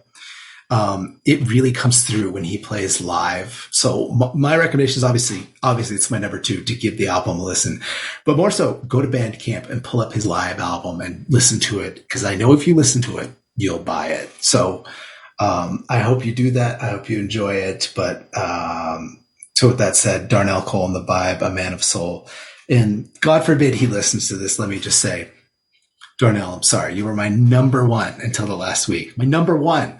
It's such an awesome album. It's an album of the year contender for me, no doubt. But you somehow got jumped in line. I'm sorry. If we knew more about our sleep, what would we do differently? Would we go to bed at a consistent time or take steps to reduce interruptions to our sleep? With Sleep Score, Apple Watch measures your bedtime consistency, interruptions, and sleep duration. Then, every morning it combines these factors into an easy-to-understand score from 1 to 100. So you'll know how to take the quality of your sleep from okay to very high. Know your sleep score with Apple Watch. iPhone 11 or later required. Get business done with the new American Express Graphite Business Cash Unlimited card. With unlimited 2% cash back on all eligible purchases, unlimited 5% cash back on flights and prepaid hotels booked through American Express Travel Online, and a flexible spending capacity that can grow with your business, you'll have the confidence to keep building. Apply today and earn a welcome offer of $1,500 cash back after you spend $50,000 in qualifying purchases on your new card within the first 6 months of card membership. Terms apply. Learn more at go.amex/graphite. At Ollie, we've got wellness down to a science. From PMS to pregnancy to menopause, our women's wellness line offers science-backed support for every stage. No judgment, no shame, none of the stigma. Just supplements designed to meet you wherever you're at. Ollie, choose science over shame. Find support at a retailer near you or on ollie.com. That's OLLY.com. Good pick, man. Love the album, as you know, on my list. So I thank you for sharing that album to me, and of course, Carl sharing it to you. So, yeah, enjoyed that. So get that album, Darnell Cole and the Vibe. My number 2, on to number 2 for me. I have to say my top 4 could all easily have been number 1. And they all were at some point during this quarter, after listening to them. This album, to me, is part of the beginning of this artist's journey in music. She's a great songwriter. She's a freaking phenomenal guitar player. I had her on recently, and I love talking with her because her perspective is so fresh. And so she's fun. She's a lot of fun. She's authentic. She gets it. Yeah. And, you know, in the world today, when a lot of artists lack authenticity, she just oozes it everywhere. And I just love everything about her album. The artist is Jax Hollow. The album is Only the Wild Ones. She's a fantastic guest. She's great conversations every time she's on. What can I say about the songs? You know, Wolf in Sheep's Clothing, or Wolf in Sheepskin, rather, I should say. Wallflower, Girl in Bloom, fantastic song. Stepping Stone, just absolutely phenomenal. Running Like a Gypsy, another great song. Ride or Die. Probably my 2 favorites are Back Together, Renegade, season, and Whores and Heathens. Whores and Heathens is so good. But she's just so awesome in her approach and the way she writes, and she's one of the artists that I'm rooting for, and I expect big things from her in the next few years. She's opening up for Melissa Etheridge at the Ryman in Nashville later this month. That's a big opportunity. That's so cool. So cool. Yeah, to open up at the Ryman for a big artist in Music City like that. That's going to be a big opportunity. And I hope nothing for the best for her. I have my fingers crossed for her, and just I want to see her be successful. So, Jack's Hollow, Only the Wild Ones. It's an album you got to have. So that's my pick for number 2. Well done. Well done. She seems like one of those artists, like a crossover artist. Like she can bring a lot of people, you know. I feel like she's gonna pull from the folksy people, the country people, the pop people, and the rock people, and you know, she's at the center of all those little spokes, and I feel like there's a huge market for her. It's just hopefully she can get in front of people, but hell, opening for Melissa Etheridge at the Ryman is pretty freaking cool. So congratulations, and hell of a pick. Well done. Thank you, man. Thank you. You want to do some honorable mentions, or let's do honorable. Or just kick it to number 1. Let's just do a few honorable. Okay, so I have a couple, and they've all been talked about. All but one have been mentioned numerous times. Carl's number 1, Delta Shade, Largo Vista, just missed my list. The Golden Grass, Life is Much Stranger, on multiple people's list, just missed my list. Howlin' Sons album, just missed my list. The Mango Furs album, Take Off, is it's a lot of fun. It's another rich one. It's an album that I promise you I will be skiing to a lot next year. A lot. Just scream skiing. And then my last honorable mention is another EP. My buddy Steve had it. It's the Mushroom Hill Boogie tapes from the Badasses of Heezer. It's just 4 songs of awesome sauce, grungy stoner goodness. They're great. We'll talk about them at the end of the year with their album and maybe their EP. Maybe we'll combine them and cheat a little and boost them up the end of the year rankings. So what'd you have on your honorable mentions? Weathered Souls, Sleep Token, Royal Bliss. That Sleep Token album's really good. Yeah, and that's really kind of out of my comfort zone a little bit. But I really you, absolutely, yeah. I really like the theatrical aspect of it and the conceptualization of it. And it gets a little shouty in there. It does. It gets a little shouty, but I really find it interesting. It doesn't have Cookie Monster vocals from point A to point B. It's got a little bit in there, but not a lot. It's tolerable, definitely, for me. But I do like it. Royal Bliss, as I was going to say, I mentioned the Weathered Souls. Yeah, those probably 3 are probably my honorable mentions. Okay. This is a really deep quarter. Yeah. Really, really deep. I feel like, 4 or 5 through 20, through 15 or 20 are all of the same level. It's just, it just kind of picking like, well, who are we going to talk about? So. Well, I'm interested to hear your number 1. I have no idea what it is. I don't know if you know who my number 1 is. I think you do. Oh, we all know who your number 1. I feel like your number 1s are always really obvious. Maybe not to the listeners. I don't know, but I feel like your number 1s, your list is hard, but your number 1s are usually really obvious to me. And then every now and then you get it wrong and you put it at 4 and I get angry, but, I know your number 1. And if it's not, it's a monumental upset. But my number 1 came out in June. I heard it for the first time on my flight home from vacation on June 23rd or the 24th, whatever time I listened to it. It was a red-eye flight. And since then, I've listened to this album at least 15 times. I knew when this album came out because the poo-poo platter of Robin the Hood, Turbo, and Rich Fuzz Doom Rip were talking about it. And I'll be honest with you, I looked it up on Bandcamp, and they are self-described as 70s style Southern / country rock and power pop. And I thought, I don't know. But then I listened to it.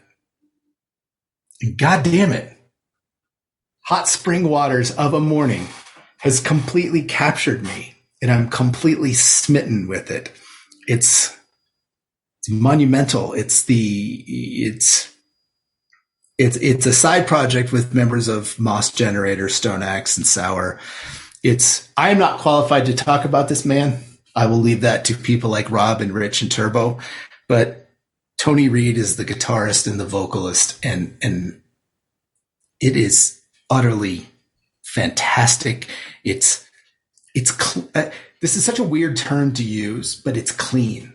It's just a clean album, and the vocals are clean.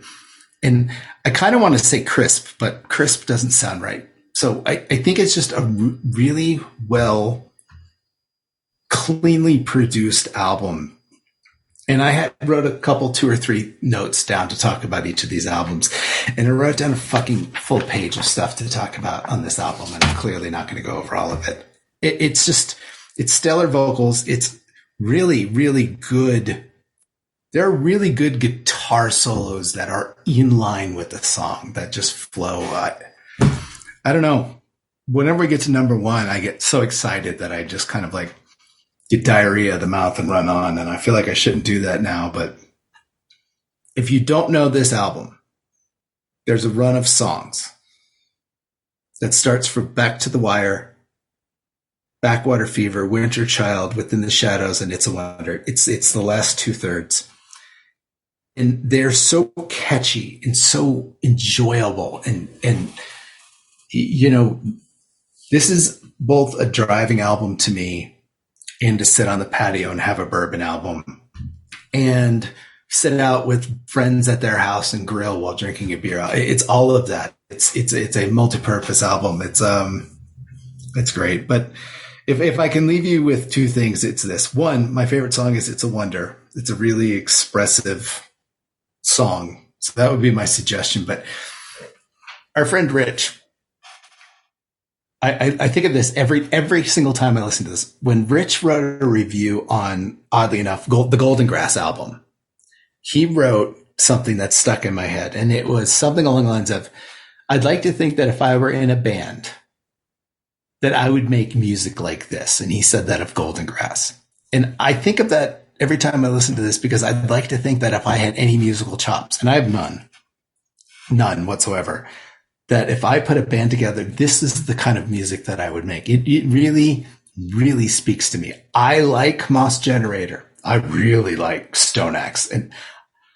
But this goes right to my core of my music. It's not my Van Halen party grunge, party music. It's not my Led Zeppelin 70 bluesy rock. It's not my Alice in Chains grunge stuff, but this kind of encompasses all of that. It's utterly fantastic. So with all of this blah, blah, blah aside, please go listen to Of a Morning from Hot Spring Water. I hope you like it. If you do, please go buy it. But listen to it. If you listen to nothing else, listen to this album. I hope you enjoy it. All of that done, what is your number 1? Please tell us about Black Diamonds. My number 1 is from a band that's been around for a long time. And what can you say about their music? I mean, this album here, it's getting better. That's what I would say about it. Well, I don't mean that in a bad way. It goes to their, you know, they just keep putting out music that just means a lot to people, and just, yeah.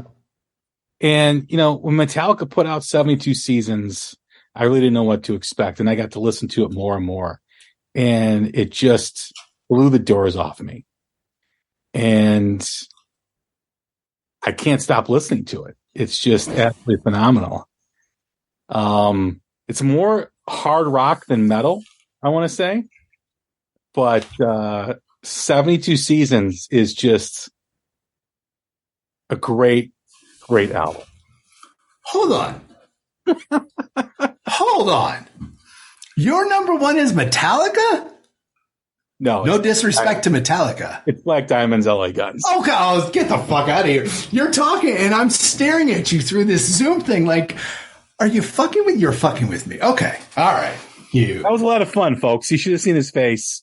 I was so confused. I could confused. I could tell. But what can I say about LA Guns that I haven't said, that I haven't posted about this band? When you think of their early history with their debut album, Cocked and Loaded, Hollywood Vampires, that was always considered the pinnacle, the peak, right, of a band that was popular during the 80s MTV glam rock generation. Even though they were a bit more sleaze than glam, but everybody kind of had to tease their hair up for MTV, and they certainly, didn't disappoint in that aspect. They never really were a headlining band at like a arena, 15,000, 20,000. They never reached that level, but they had some great music, and they did reach a level of success that were kind of in between the giants of that era and the one-hit wonders and the no-names. They were kind of right in that middle, kind of like the career that like Dokken had, and Cinderella kind of was probably the same level as them. And then they had like decades of just people going in and out of the band, and just the music suffered. There were different singers. They didn't have any direction. Very little, if any. And The Missing Piece came out, I think, in 2018, I want to say. And it had Johnny Martin on bass and Ace Von Johnson on rhythm guitar. And they've had different drummers come in and out. I think Adam Hamilton plays on this new album, Black Diamonds. But it began their resurgence. And then they released The Devil You Know, and then the last album, and now this album. The 4 albums that they've done since The Missing Piece, or starting with The Missing Piece, if you took away everything after Hollywood Vampire and then just pushed those 4 albums forward, that band has a catalog that people would kill for. And I made a statement on Twitter, and I'm going to mention what I posted because I got a little bit of pushback of some people who I know are not fans of the band. It's well documented in their posts and their social media history that they're not. But I said that LA Guns is the most relevant band in today's modern music from that period of 80s MTV glam era rock. And you got kickback on that? No. I did. I got on Twitter? No. Yeah. And, everybody was talking about, what about the stadium tour? What about this? Yes. Def Leppard and Motley Crue are playing stadiums, right? But their music doesn't hold a candle. Their new music does not hold a candle to the last 4 albums that LA Guns has done. Not even a question. And anybody who says it does has got shit in their ears. Okay? I have Chris Preston holding on line 1. He would like to talk to you about the Def Leppard LA Guns catalog situation. Listen, I'm talking 4 albums. Motley Crue, no, forget about it. You're right. You're right. Forget about it. Forget about it. Don't even compare Motley Crue's newest music to LA Guns. Def Leppard, I know they had an album come out, last year? And it had its moments. But they haven't put out anything consistently over the last 5 years like LA Guns has. No way. True. No way. Okay. Poison? Come on. Don't even, because Bret Michaels is on a few reality shows and he's got the same bandana he's had on for 35 years. I mean, that smells good. Really good. I mean, I saw the stadium tour at Wrigley Field. Okay. The best band on that bill was Classless Act, the opening act. And they had a stock sound system.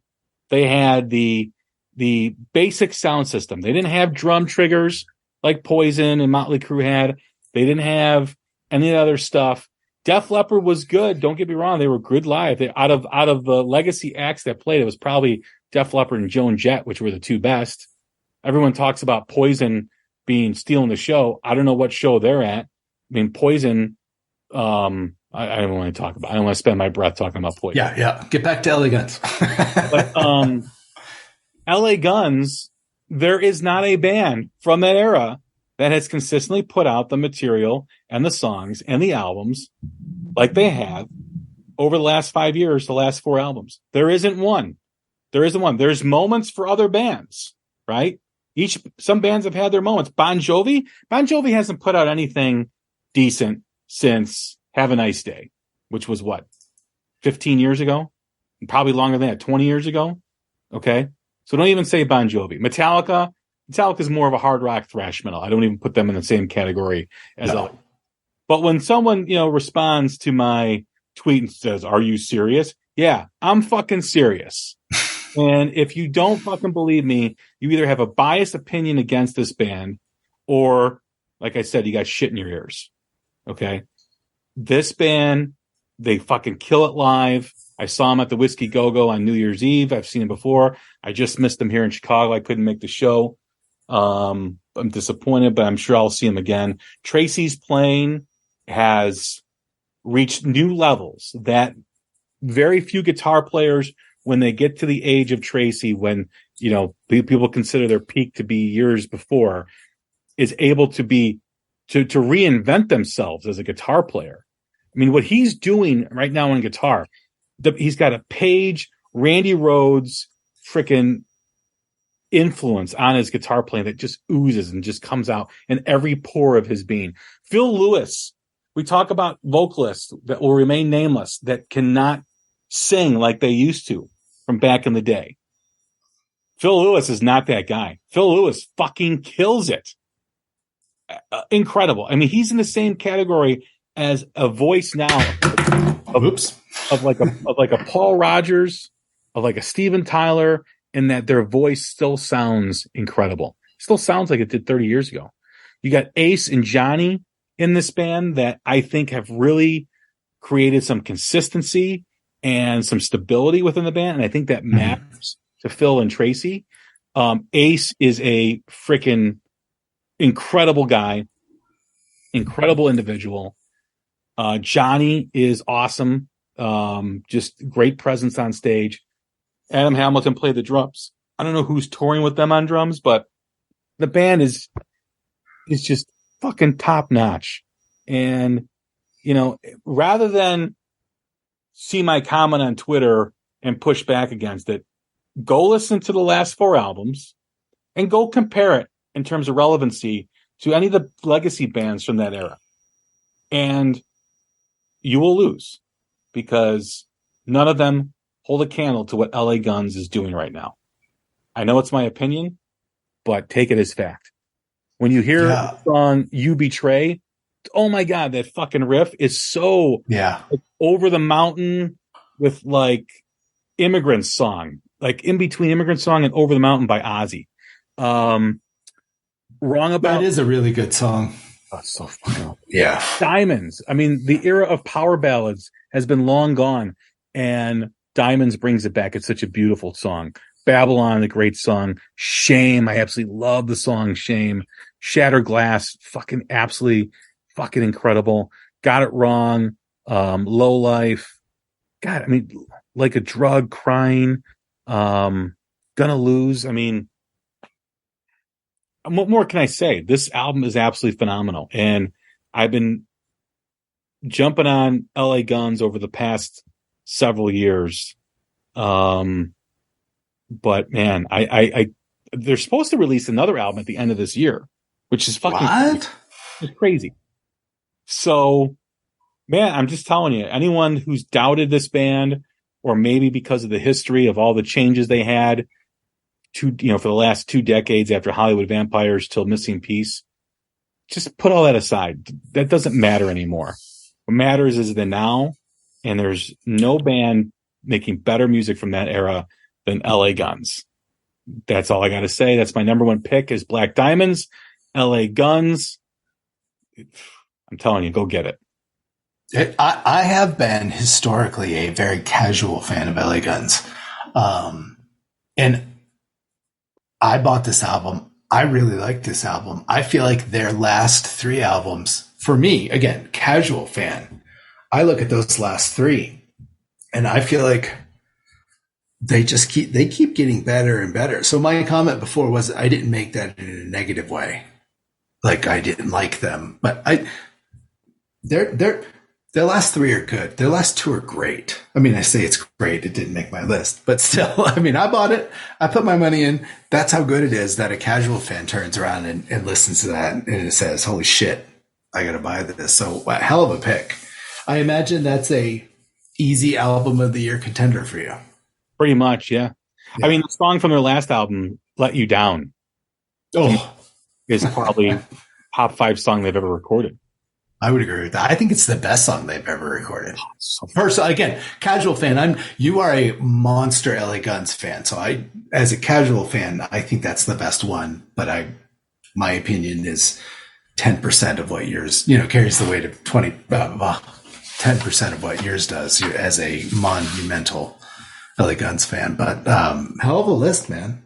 Yeah, man. This was enjoyable. This was a great. And fuck you with the Metallica thing. I love it. You had me going for a good extra, like you ran that 20-25 seconds where I was like, you be fucking kidding me. There's no way that's what? Yeah. That was good. Oh, dude, your voice, that was good. Not your voice, your look on your face. You were like, what? Are you on? Wait. Did you say, I kept looking at my list and I'm like, he doesn't have LA Guns on his list? Like I kept looking and I was like, no, he's full of shit. He's full of shit. And then you kept going. So not only is it a good list, that was a good prank. Well done, sir. Well done. Well, my man, we are at the end. It's always a pleasure doing this with you and going through these albums and revisiting them and hearing other people's lists. So thank you again. Absolutely. No, I love doing this. Here's to what has been historically a stacked third quarter the last 3 years. So I imagine the third quarter is going to be even better. So I look forward to talking to you in July, October, November, December. Wait, I'm stupid. July, August, September, somewhere in October, you and I will talk. I heard November. Yeah. You good at math in school? But no. No, the essence of this is to always promote new music.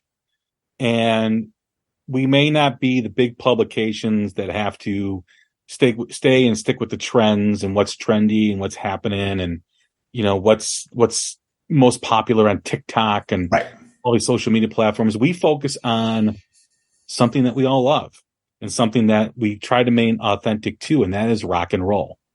And, there's different subgenres, of course, some of it gets into metal and some of it gets into metalcore with some of the lists and doom rock and stoner rock and whatever, but it all stays within the rock and roll realm. And we don't care what's trendy on TikTok and social media.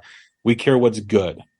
And you're always going to get that from Chris and I on these shows. This is what we're passionate about. We're 2 music fans. Remember that. We're not writing with an agenda, and we just want to tell you what we love and what we're listening to, and hopefully that spawns some interest from you where you go and listen to what we're talking about. So I hope you enjoyed this. We'll be back in October. Third quarter has got some good stuff that's listed as coming out. Can't wait. Yep. So Chris, man, thank you again. Thank you, buddy. This is always fun. Check us out on all podcast platforms and all social media. Don't forget to write us a 5-star review. Take care of each other, and we will talk soon. Thanks.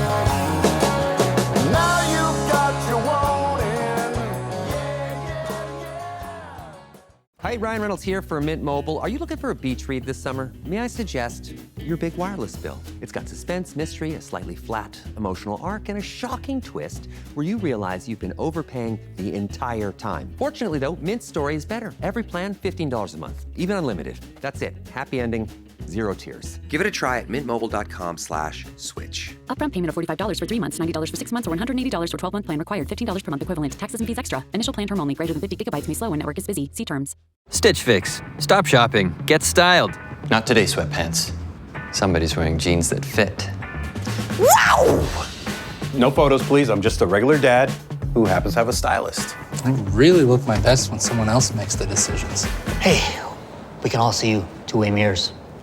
Just share your size, style, and budget, and your stylist sends personalized looks right to your door. Stitch Fix. Get started today at StitchFix.com. I want to hug you. I'm going to hug you. I'm coming in for a hug. Ouch. This knee is killing me, but I can't stop training. The marathon is in 2 weeks. Let's get on ZocDoc and find a doctor to take a look at that for you. Okay.